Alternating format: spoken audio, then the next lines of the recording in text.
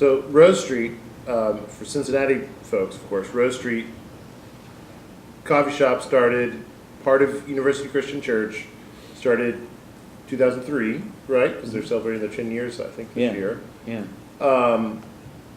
Les Stoneham helps get that started, doesn't know a lot about coffee, connects with you, you develop that relationship.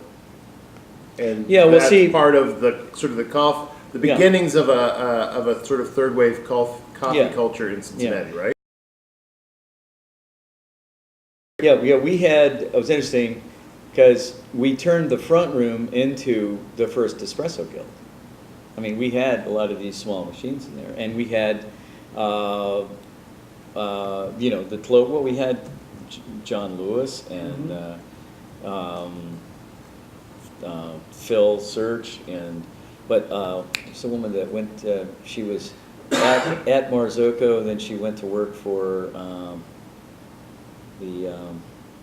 anyway, but a lot of the people that were part of like the Clover. Anastasia, yeah. Chauvin, yeah. So anyway, she came out, but a lot of these people came out to do the Clover, and I think, we got one of the first Clovers, and so we kind of pioneered that stuff, and we actually moved, we had probably we had as many books over there as were at the Edge House. Okay.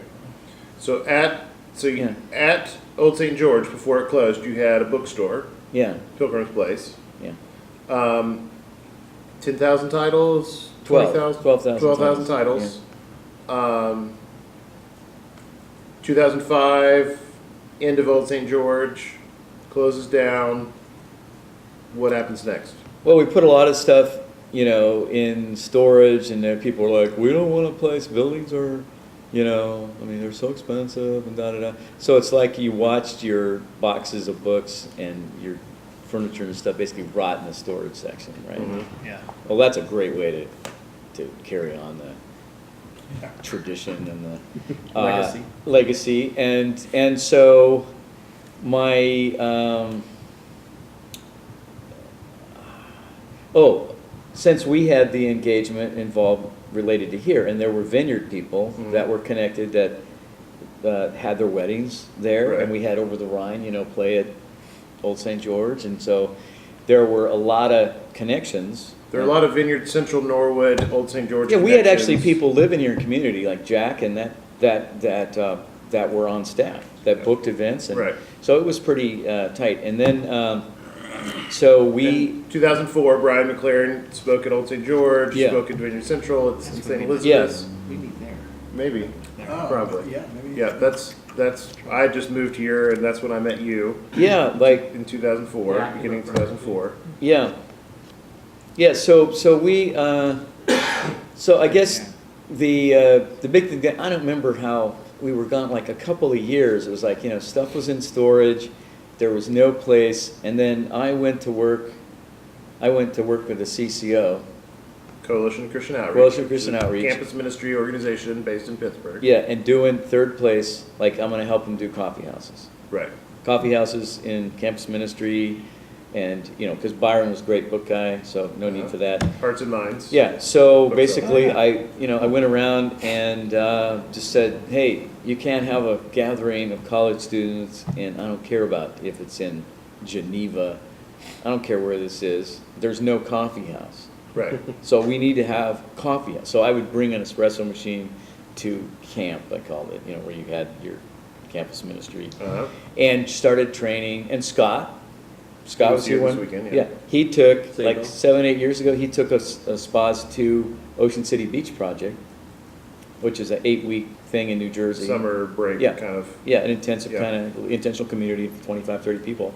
And somebody here met, but the Salters group, the music, okay. Rock band. Blue, who's one of the singers for that, took a spas on the veggie oil bus on one of their tours and learned this Veggie oil bus. Yeah, and then came back and started the bookstore, Blues the bookstore, right in the neighborhood where Shane Claiborne is. Right, in Philly. Yeah, and Shane married the barista from Rose Street. It's all connected. It's all incestuous. The barista from Rose Street. The barista. Yeah.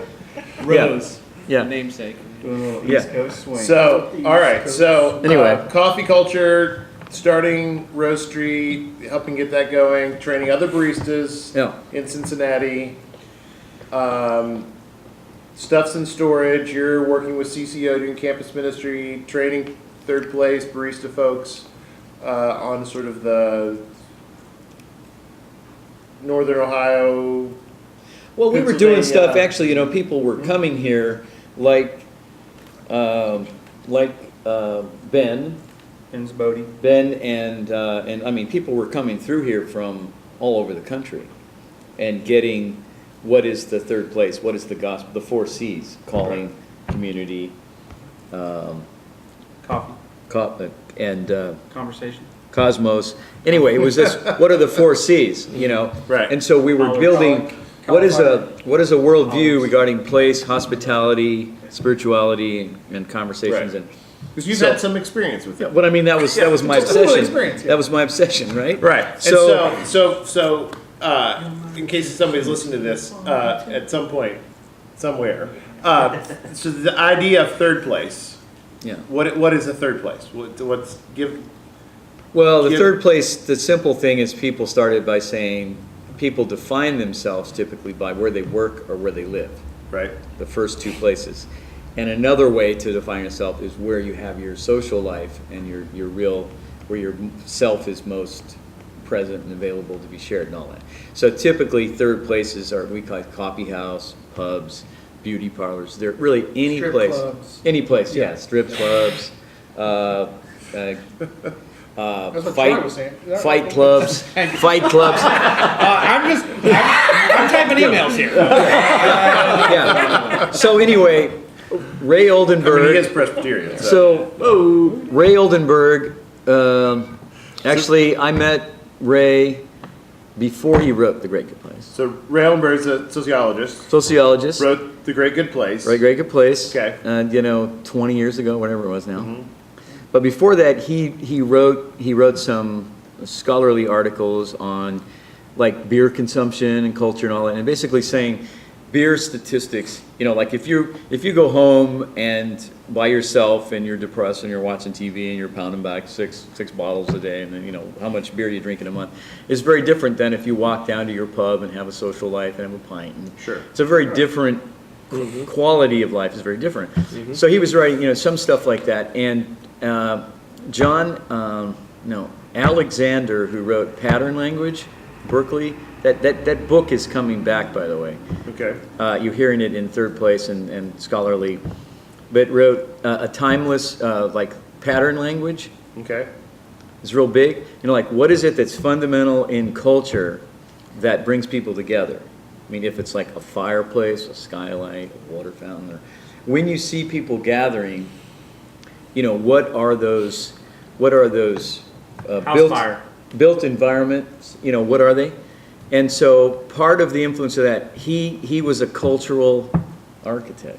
Oh yeah, good words. Okay, and so he was in that, but he's a multidisciplinary guy. Okay, and Oxford published his stuff. And what's his name again? Dan. It's Alexander. I think his first name, but anyway, pattern language, and he has some absolutely, I mean, phenomenal. But I took his books back in the Phoenix, and I said, how can we incorporate this feature as a place, like this kind of personality?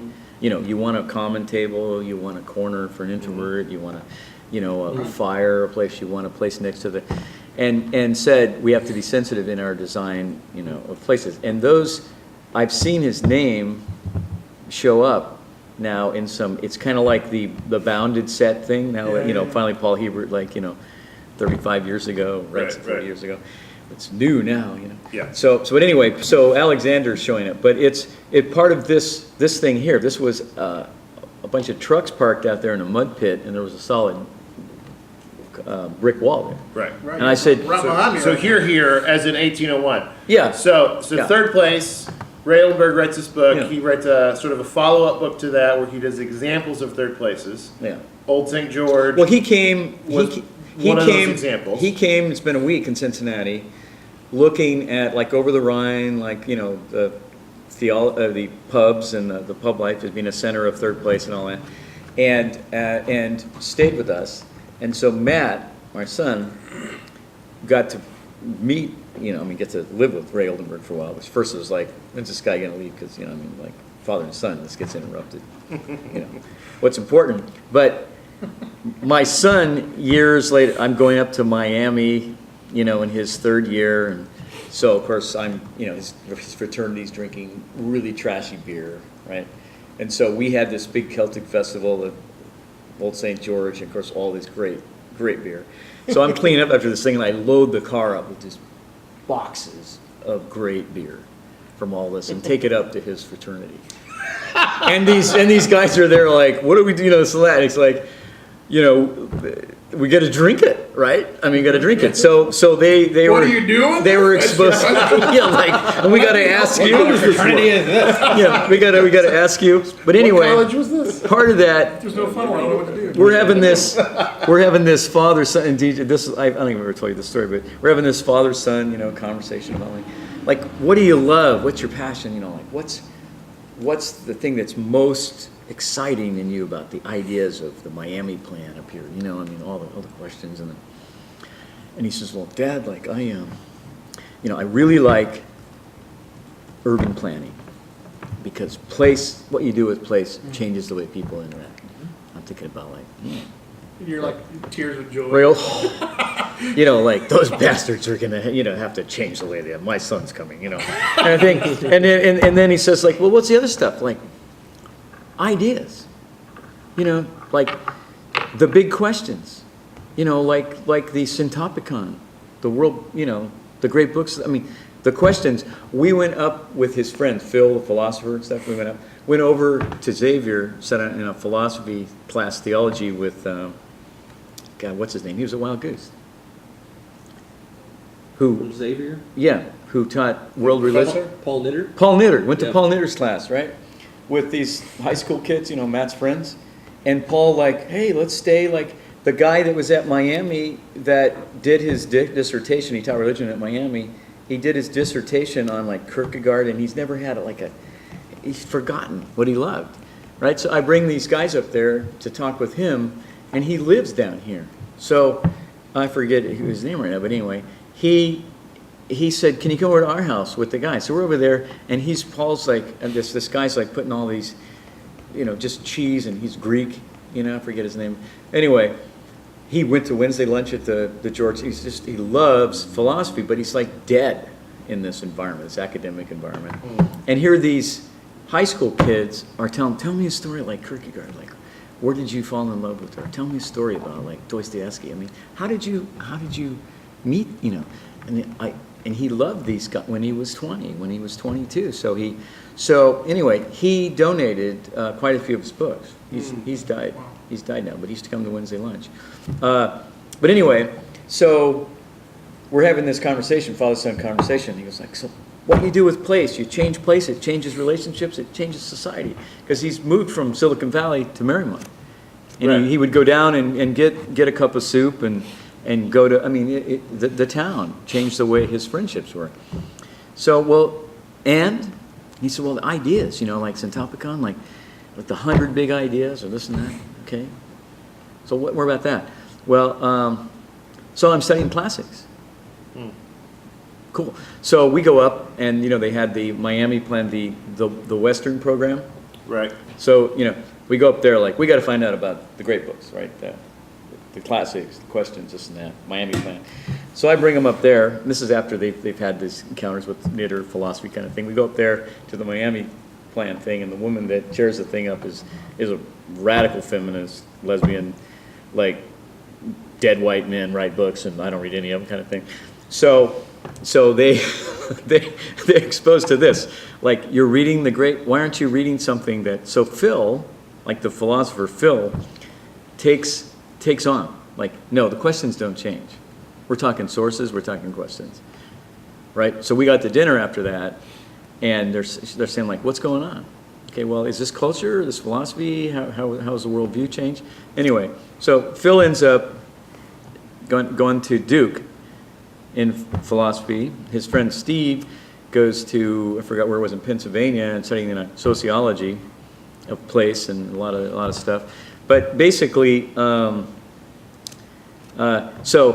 Matt sums this up. I said, okay, you're talking the culture, and I said, you aren't going to be a cultural architect. Because I used to tell, like, his friends would come over, like, what's Dad? One time I heard him telling his friends, like, my dad, he's really, I love him and all that, he's just a little odd. He has like a lot of hyphenated words, like cultural architect or, you know, kind of thing. And it's like, so he tells us, and I said, so like, you're going to be and he goes like, oh, you know, like that sets like, so that's enough of that story. So All right, so at some point, this place starts, this room Oh yeah, we're in now, oh this, yeah. this building, Yeah. Well, we came 1801. over, it started like we were gonna do, like, this place, the community needed a coffee house.